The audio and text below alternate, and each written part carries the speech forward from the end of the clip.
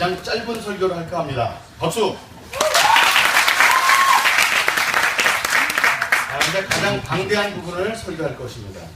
그래서 옆에 있는 친구들의 얘기하지 말고 10분만 집중했으면 좋겠고요. 내가 가끔 세게 얘기하는데 지옥에 가려면 혼자만 가지 친구를 끌고 가지 마세요. 자, 10분 동안만 딱 하는데 로마서 전체를 다룰 겁니다. 여러분 지금 로마서 한 학기 내내 배우고 있는데 오늘 전체적으로 요약하는 시간이 되고 이렇게 설정을 했으면 좋겠습니다. 여러분은 로마 교인입니다. 알겠습니까? 지금 이 시간에 로마에 있는 교인들이에요. 저는 사도 바울의 흉내를 낼 겁니다. 여러분 한 번도 만난 적이 없어요. 그래서 편지로 여러분에게 로마서라는 편지를 씁니다. 그 로마서를 여러분에게 증거하도록 하겠습니다. 그래서 오늘 말씀을 읽는 걸 대신해서 전체적으로 얘기할 테니까 어쩌면 제가 거의 읽을 거예요. 그렇지만 집중해서 어디 부분을 읽고 있다는 것을 알고서 집중해서 봤으면 좋겠습니다. 시작하겠습니다. 예수 그리스도의 종 바울은 로마에 살고 있는 성도님들에게 복음을 전함으로 여러분과 저 모두 위로받기를 원합니다. 복음은 이와 같습니다. 피조물인 존재인 우리가 자신의 삶의 주인이 되겠다고 선악과를 먹어 죽게 되었습니다.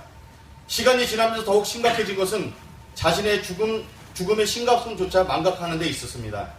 사람들은 본성적으로 자신이 죄인인지 모릅니다. 하나님을 높이지도 않고 마음에 하나님을 두는 것을 싫어했습니다. 그렇게 계속해서 하나님을 거역하던 인간을 향한 하나님의 극단의 조치는 우리를 그냥 내버려 두시는 것이었습니다. 하나님께서 더 이상 삶에 간섭하지 않으시고 더 이상 말씀하시지 않으시고 침묵과 방치를 하심으로 인간이 어떠한 존재인지를 스스로 돌아보게 하셨습니다. 부모가 자녀에게 주는 극단의 조치가 방치인 것처럼 고집대로 살고자 하는 인간을 내버려 두셨던 것입니다. 인간은 하나님 없이 스스로 잘 살아보려고 노력했습니다. 그 결과 과학, 철학, 인문학, 예술 등을 발전시킬 수 있었습니다. 겉으로는 발전되는 것 같았지만 사실상 인간은 점점 더 무너져 갔습니다. 사람들 간의 관계는 더 깨어지고 돈을 얻기 위해 자신의 명예를 얻기 위해 하나님의 형상으로 지음받은 사람을 죽이고 사람을 수단화하고 죄악의 결과 중 대표적인 예로 남자와 여자의 성을 바꿔 사용하는 정도까지 되었습니다. 그리고 하나님의 모양을 벌레 모양으로 취급하는 영적으로는 사형수처럼 살게 되었습니다. 이런 인간의 모습을 보면서 자신들은 그들과 다르다고 생각하며 남을 판단하고 비판하는 사람들이 있었습니다.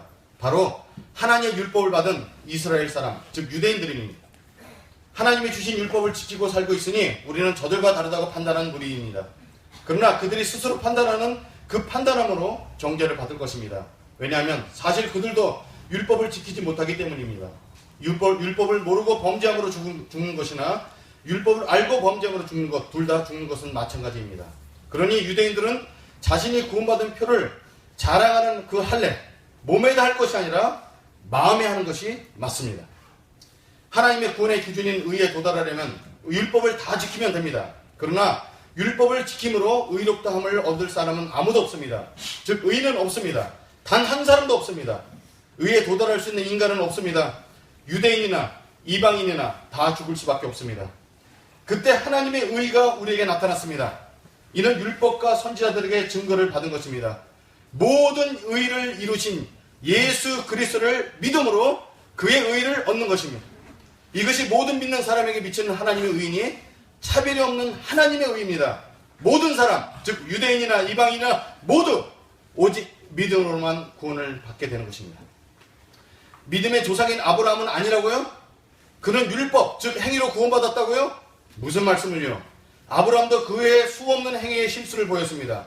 성경도 아브라함이 하나님을 믿음에 그것을 의로 여겼다고 기록하고 있습니다. 아브라함의 구원받는 시점이 율법이 생기기 이전인데 어떻게 그가 율법을 지킴으로 구원받았다고 말을 할 수 있겠습니까? 또한 왕정시대를 대표하는 다윗도 마찬가지입니다. 그는 하나님의 마음에 합한 사람으로 사람 중에 가장 하나님 마음을 잘 알고 하나님을 기쁘시게 했던 사람입니다. 그러나 그는 자신의 충신의 아내를 빼앗았고 임신을 시켰으며 그 사실을 숨기려 했고 숨길 수 없게 되자 자신의 충신을 죽이기까지 했습니다. 남의 이웃을 탐했고 거짓과 살인을 한 사람이 어떻게 율법으로 구원받았다고 할 수 있겠습니까? 다윗이 자신의 죄를 통회하고 침상을 눈물로 적시면서 고백했던 하나님, 나는 모태의 죄인입니다. 저를 구원하여 주시옵소서 했습니다. 다윗도 오직 그리스도의 의를 덧입는 믿음으로 구원받은 것입니다. 그러므로 여러분, 우리 모두가 믿음으로 의롭다 하심을 받았으니 하나님과 화평을 누립시다. 하나님께 나아가는 것을 즐거움으로 합시다. 율법은 나쁜 것이 아닙니다. 율법은 우리가 얼마나 불가능한 존재인지를 알려주고 그리스도께 나가게 만들기 때문에 선한 것입니다. 그러나 이제 우리는 그리스도께 기쁨으로 나왔으니 하나님께 나아가 예배드리고 하나님이 기뻐하시는 것들을 억지로가 아닌 하나님을 기뻐하심으로 즐겁게 행하는 것입니다. 그렇게 온전한 그리스도인으로 살다가 보면 손해도 보게 되고 심지어는 고난을 받게 될 수 있습니다. 그러나 그런 어려움 중에라도 즐거워할 수 있는 것은 어려움을 참는 인내가 연단은 결국 예수 그리스도를 구원이라는 소망을 주시는 줄 알기 때문에 견딜 수 있습니다. 하나님은 우리에게 무슨 기대가 있어서나 가치가 있어서 구원해 주신 것이 아니라 오직 그분의 무한하신 사랑이 우리를 구원해 주신 것입니다. 하나님의 은혜가 그렇게 크니 그럼 죄 짓고 막 살아도 될까요? 결코 그럴 수 없습니다. 그리스도와 예수와 합하여 세례를 받았다 하면 그의 죽으심과 부활 우리 모두가 우리의 삶에 일어난 것입니다. 그러니 우리가 어떻게 예수님을 주인으로 삼지 않고 죄에게 종노릇하며 살겠습니까? 우리는 우리를 구원하신 하나님의 사랑에 대해 기쁨과 자원함으로 우리의 몸과 삶을 하나님께 기뻐하시는 그릇으로 드리는 것이 합당할 것입니다. 왜냐하면 죄에게 우리 몸을 굴복시키면 우리는 죄의 종이 되는 것이고 하나님께 드리면 의의 종이 되는 것이기 때문입니다. 우리는 죄의 종노릇을 하면서 살아서는 안 됩니다. 우리를 자꾸 죄인으로 만드는 율법은 이미 죽은 남편과 같습니다. 더 이상 옛 남편에 묶여 있을 필요가 없습니다. 우리를 새롭게 하신 예수님의 영으로 살아야 합니다. 그러나 여러분께 솔직한 고백을 하나 하겠습니다. 저는 예수 그리스도를 주로 모시는 사도입니다. 그러한 제 삶 속에도 여전히 죄가 거합니다.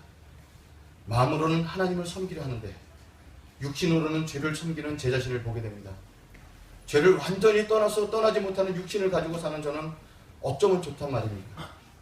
누가 저를 이런 사망 늪에서 저를 건져낼 수 있을까요? 이제 알게 됐습니다.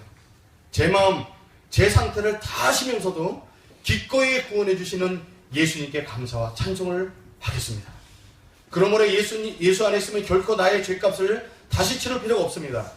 율법은 나의 죄값을 정해서 죽게 했지만 예수 그리스도 안에 있는 성령의 법이 죄와 사망의 법에서 저를 해방시켰기 때문입니다.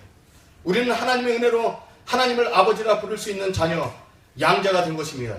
그렇게 우리는 하나님의 자녀라는 영광과 함께 고난도 함께 받게 될 것은 당연한 것입니다. 그러나 너무 염려하지 마십시오. 어떤 고난과 환난에서도 하나님이 우리를 향한 사랑을 결코 끊을 수 없습니다. 우리를 부르시는 하나님의 계획 안에서 모든 것이 선을 이룰 것이며 고난을 넉넉히 이기게 하실 것입니다. 유대인 여러분, 이방인들이 이렇듯 사랑받고 구원받는데 먼저 선택받았던 우리는 뭐냐 하는 그런 의문이 드시죠? 우리는 먼저 하나님의 말씀을 맡았던 복 있는 사람들입니다. 그러나 유대인들은 하나님의 뜻을 오해하여 율법을 지키는 자신의 행위를 의존함으로 구원받는다고 생각하여 하나님으로부터 온 의를 오히려 멀어지게 되었습니다. 결국 예수 그리스도를 구원의 반석으로 삼지 않고 거꾸로 예수님을 걸린 돌, 거치는 바위로 삼게 된 것입니다. 하나님의 의는 행위가 아닌 예수님이 이미 이루어놓으신 것을 믿음으로 받는 의입니다. 유대인의 잘못이 여기 있습니다. 하나님께 열심이 있었으나 잘못된 열심, 즉 자기 의를 주인으로 삼는다는 것입니다. 예수님이 모든 의를 이루었기 때문에 우리는 단지 예수님을 믿으면 됩니다. 예수님을 믿는다는 것을 좀 더 구체적으로 말씀드린다면 예수님의 죄사함의 죽음과 부활을 마음으로 믿어서 의롭다 확인을 받고 실제적으로 나의 주인은 로마 황제의 시저가 아니라 예수님이 나의 주인입니다 라고 입술로 당대하게 고백함으로 구원을 받게 되는 것입니다. 그러면 율법이 없었던 이방인들이 다 구원받고 율법을 지키고 있는 이스라엘은 완전히 버림을 받는 것입니까? 그렇지 않습니다.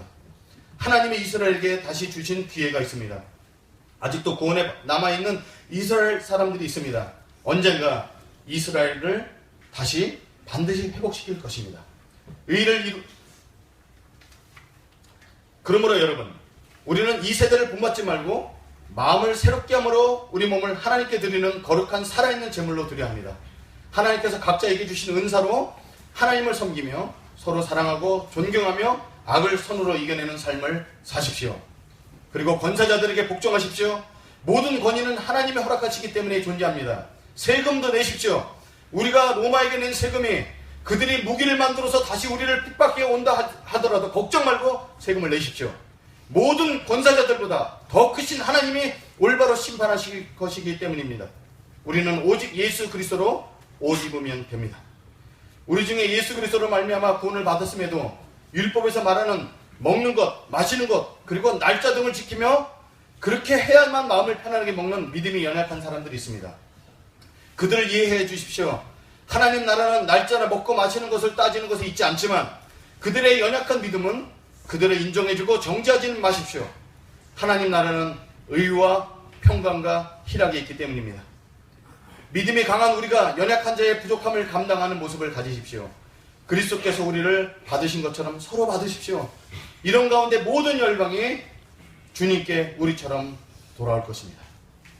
제가 로마에 계신 성도님들에게 소개하는 복음은 이런 것입니다.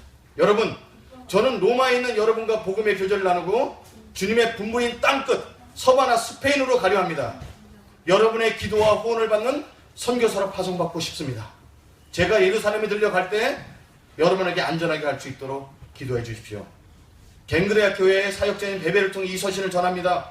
그녀를 합당한 예절로 받아주십시오. 그리고 제가 편지를 쓰고 있는 고린도 교인들이 여러분에게 안부를 전합니다. 이 복음 앞에 모든 민족이 주님을 믿어 순종하게 하실 지혜로우신 하나님께 예수 그리스도를 말미암아 영광을 돌려드립니다. 아멘.